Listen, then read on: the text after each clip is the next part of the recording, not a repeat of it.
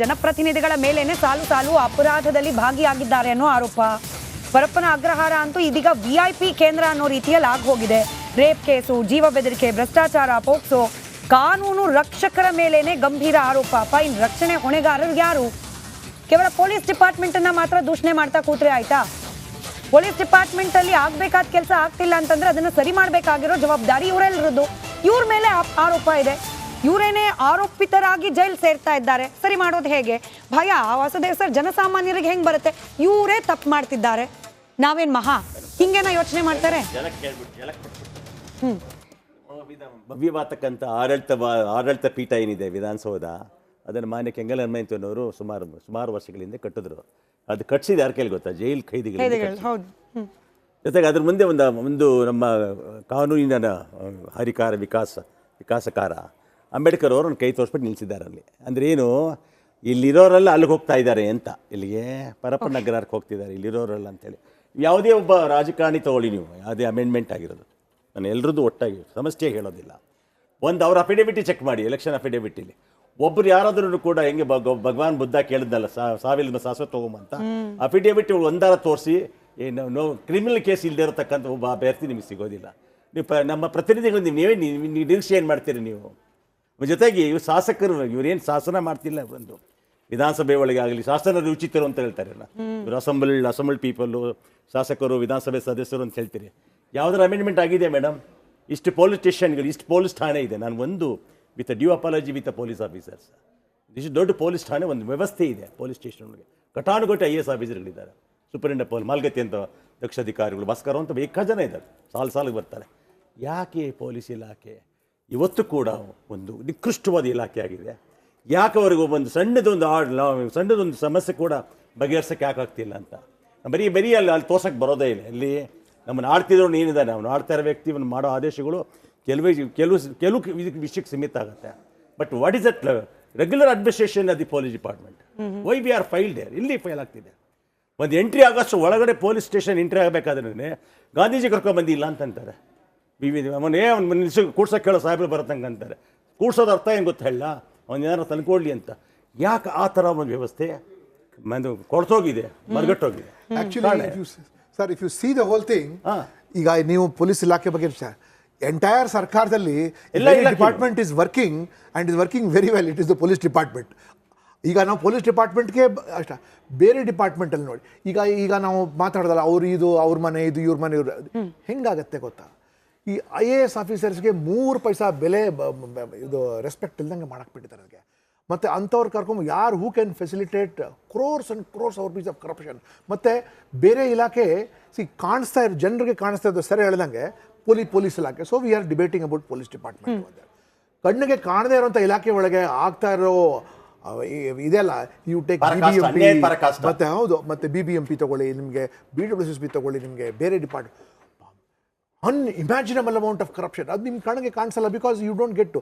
ಕಾಣಿಸ್ತಿರೋದು police ಇಲಾಖೆ. ಮತ್ತು as Shivashankar says, only limited persons are working because system has to keep. ಇದಕ್ಕೆ ಇನ್ನೂ ಸಮಯ ಮೀರಿಲ್ಲ. ನಿಜವಾಗ್ಲೂ ಇವ್ರಿಗೆ 136 ಜನ ಶಾಸಕರಿಗೆ ಜನ ಕೊಟ್ಟಿದ್ರೆ, ಇವಾಗ ಕೂಡ ಮುಖ್ಯಮಂತ್ರಿಗಳು ಅವ್ರ ಕ್ಯಾಬಿನೆಟ್ ಇಟ್ಕೊಂಡು we can say that we will stop this nonsense. I want to give good administration before I go ಅಂತ ಹೇಳ್ಬಿಟ್ಟು, ಸರ್ ಹೇಳ್ಬೇಕು, ಒಂದೇ ಒಂದು second, before I go director general of police ಹೇಳ್ಬಿಟ್ಟು ಪೋಸ್ಟ್ ಆಫೀಸರ್, ನಿಮಗೆ ಇಲ್ಲಿ PEB ಅಂತ ಇದೆ, ಇದು ಪೊಲೀಸ್ ಎಸ್ಟಾಬ್ಲಿಷ್ಮೆಂಟ್ ಬೋರ್ಡ್ ಅಂತ, ಎಸ್ಟಾಬ್ಲಿಷ್ಮೆಂಟ್ ಬೋರ್ಡ್ ವಿಲ್. ಯಾಕೆ ಇಷ್ಟು ಪ್ರೆಷರೈಸ್ ಮಾಡ್ತೀರಾ? ಅಲ್ಲ, ನಾನೇ ನೋಡಿದ್ದೀನಲ್ಲ, ನಾನೇ ಮೆಂಬರ್ ಆಗಿದ್ದಾಗ ಇಷ್ಟು ದುಡ್ಡು ಹೋಗ್ಬೇಕು, ಬೇಡ ರೀ, ಇನ್ನೂ 1.5 ಕೋಟಿ ಕೊಡ್ತಾನೆ ಹಾಸ್ಪಿಟಲ್ ಅನ್ಕೊಂಡು, ಅವ್ನು 1.5 ಕೋಟಿ ಕೊಡೋನು 365 ಡೇಸಿಂದ ಡಿವೈಡ್ ಮಾಡ್ಬೋದು. ಸೊ ಅದರಿಂದ ಇವಾಗ ಕೂಡ ಟೈಮ್ ಇದೆ, and it can be set right in, I am telling you, in 6 months ಮುಖ್ಯಮಂತ್ರಿ ಡಿಸೈಡ್ ಮಾಡಿದ್ರೆ, if I am going to give good administration, it can be done in less than 6 months. ಕಷ್ಟ ಆಗಿರೋದೇನು? ಬಹಳ ಸಮಯ ಕಮ್ಮಿ ಇದೆ, 1 ನಿಮಿಷದಲ್ಲಿ ಕಷ್ಟ ಆಗಿರೋದೇನು ಸರ್ ಸರ್ಕಾರಕ್ಕೆ? ನೋಡಿ, ಇಲ್ಲಿ ಏನಾಗುತ್ತೆ, ಭಾಳ biggest crisis is staff crunch. ಆ ಸ್ಟಾಫ್ ಕ್ರಂಚ್ ಅಂದರೆ, ಈಗ ನೋಡಿ ನಾನು ಹೇಳ್ದಂಗೆ ಮಿನಿಮಮ್ ಅಂದರೆ ಆ್ಯಾವ್ರೇಜ್ 45% ಪೋಸ್ಟ್ಗಳು ವೇಕೆಂಟ್ ಇದೆ. ಅದನ್ನು ಫಿಲಪ್ ಮಾಡೋಕ್ಕಾಗ್ತಾ ಇಲ್ಲ ಅಂದರೆ ಸರ್ಕಾರದ ಹತ್ರ ದುಡ್ಡಿಲ್ಲ ಅಂತಲ್ಲ. 1,89,000 ಕೋಟಿ ಓನ್ಲಿ ಟ್ಯಾಕ್ಸ್ ರೆವಿನ್ಯೂ ಈ ಸರ್ಕಾರಕ್ಕೆ ಇರೋದು. ಜನ ಟ್ಯಾಕ್ಸ್ ಮೇಲೆ ಟ್ಯಾಕ್ಸ್ ಕಟ್ತಾನೆ ಇದ್ದಾರೆ. ನಮ್ಮದು ಕರ್ನಾಟಕ ರಾಜ್ಯ ಅಮಾಂಗ್ ದಿ ರಿಚೆಸ್ಟ್ ಸ್ಟೇಟ್ಸ್. ಅಂದರೆ 3.5 ಲಕ್ಷ ಕೋಟಿ, ಇವಾಗ 4 ಮುಂದಿನ ಇದರಲ್ಲಿ 5 ಲಕ್ಷ ಕೋಟಿ ಆಗುತ್ತೆ ಬಜೆಟ್ ಔಟ್ಲೆ. ನಮ್ಮ ಹತ್ರ ಹಣ ಕೊರತೆ ಇಲ್ಲ.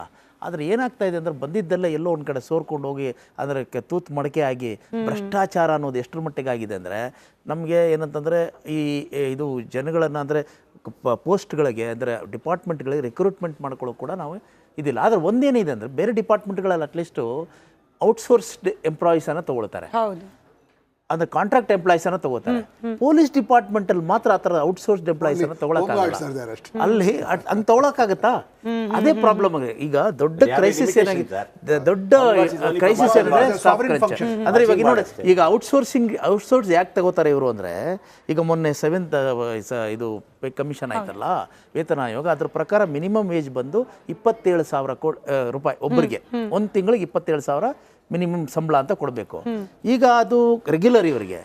ಈಗ ಔಟ್ಸೋರ್ಸ್ ತಗೊಂಡ್ರೆ 11,000 ರೂಪಾಯಿ ಕೊಡ್ತಾರೆ ಅಷ್ಟೇ. ಅದರಲ್ಲಿ ಏಜೆನ್ಸಿನವರು 6,000 ರೂಪಾಯಿ ತಗೊಳ್ತಾರೆ. ಸೊ ಹಾಗಾಗಿ ಏನಾಗಿದೆ, ಇಲ್ಲಿ ಸ್ಟಾಫ್ ಕ್ರಂಚ್ ಅನ್ನೋದು ಬಹಳ ದೊಡ್ಡ ಕ್ರೈಸಿಸ್ ಆಗಿದೆ.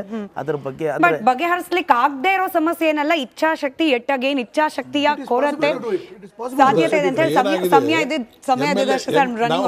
ಮಾಡೋ ಪೊಲೀಸರು ಮಾಡೋ ಕೆಲಸ ಮಾಡೋದು ಬಿಟ್ಟು ಬರೀ ಹಿಂದೆ MLA ಸುತ್ತೋದು, VIP ಸುತ್ತೋದು, ಇವೆಲ್ಲ ಮಾಡಿ ಜನಸಾಮಾನ್ಯರಿಗೆ ಯಾರು ಕೇರ್ ಮಾಡಾರಂತ ಪರಿಸ್ಥಿತಿ ಆಗಿದೆ. ಇದು ಎಲ್ಲರೂ ಅರ್ಥ ಮಾಡ್ಕೋಬೇಕು. ಭರವಸೆ ಬೇರೆ ಸರ್ಕಾರ ರಾಜಕಾರಣಗಳೇ ಬಿಡಬೇಕು, ನಮ್ಮಿಂದ ಬರಬೇಡ್ರಪ್ಪ, ನೀವು ಮಾಡೋ ಕೆಲಸ ಮಾಡಿ ಅಂತ ಹೇಳುವಂತ. ರೈಟ್ ಸರ್, ಸಮಯ ಇದ್ದಷ್ಟೇ. I am running out of time, really sorry. ಗಂಭೀರವಾದ ವಿಚಾರವೇ. ನೀವು ಮತ್ತೆ ಪ್ರಶ್ನೆ ಮಾಡ್ಕೊಳ್ಬೇಕು. ಅಪರಾಧ ಚಟುವಟಿಕೆಗಳನ್ನ ಕಡಿವಾಣ ಹಾಕೋದ್ರಲ್ಲಿ ಸರ್ಕಾರ, ಪೊಲೀಸ್ ಇಲಾಖೆಯ ಪಾತ್ರ, ಹಾಗೆ ನಮ್ಮ ಜವಾಬ್ದಾರಿ ಕೂಡ.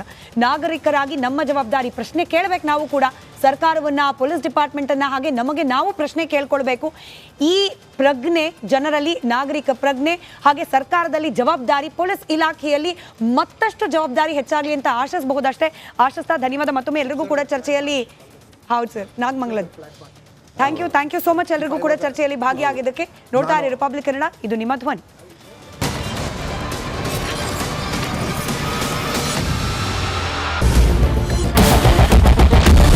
ಕ್ಯಾಪ್ಟನ್ ಅರ್ಜುನ್ ಕೊಂದಿದ್ದು ಯಾರು? ಅವ್ರ ನರೇಟಿವ್ ಎಲ್ಲಿ ತಂದಿಟ್ಟಿದ್ದಾರೆ ಅಂತಂದ್ರೆ ಸಂಪತ್ತನ್ನ ಹಂಚಿಬಿಡೋದು ಅಂತ.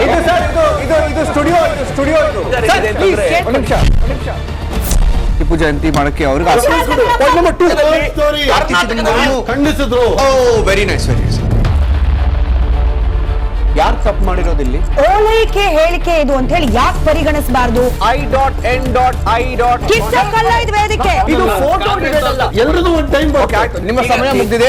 ಅವ್ರು ಹೇಳೋಕ್ಕಿಂತ ಮುಂಚೆನೆ ಹೇಗೆ ಪ್ರತಾಪ್ ಸಿಂಹ ಪಾಸ್ ಕೊಟ್ಟಿದಂತ ಆಗ್ಲಿ ಡಿಕ್ಲೇರ್ ಆಗೋಗಿತ್ತು ಅಂತ ನನಗೊಂದು ಡೌಟ್ ಬಂತು. ಸಾಕು ನಿಲ್ಸಿ. ಕೆಟ್ಟ ಪದ ಬಳಕೆ ಕಾಂಪಿಟೇಷನ್ ಇಟ್ಟಿಲ್ಲ ನಾವಿಲ್ಲಿ.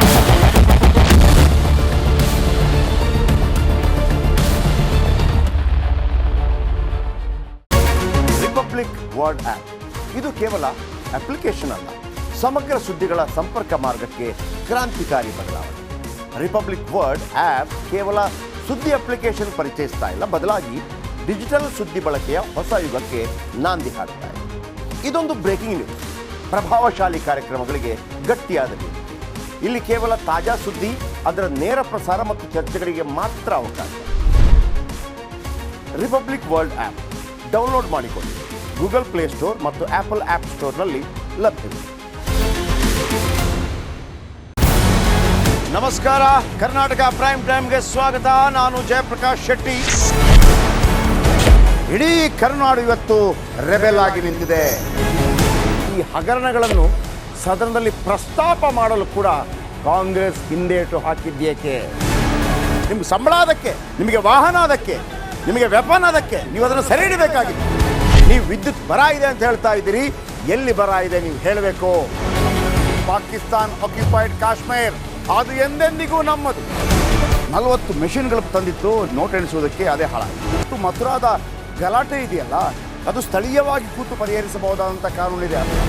ಗ್ಯಾರಂಟಿ ಯೋಜನೆಯಿಂದ ನಷ್ಟ ಆಗಿದೆ, ಲಾಭ ಆಗಿದೆ, ದಯವಿಟ್ಟು ಹೇಳಿ.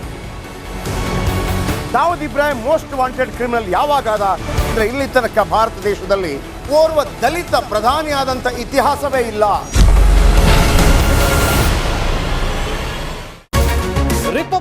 World app.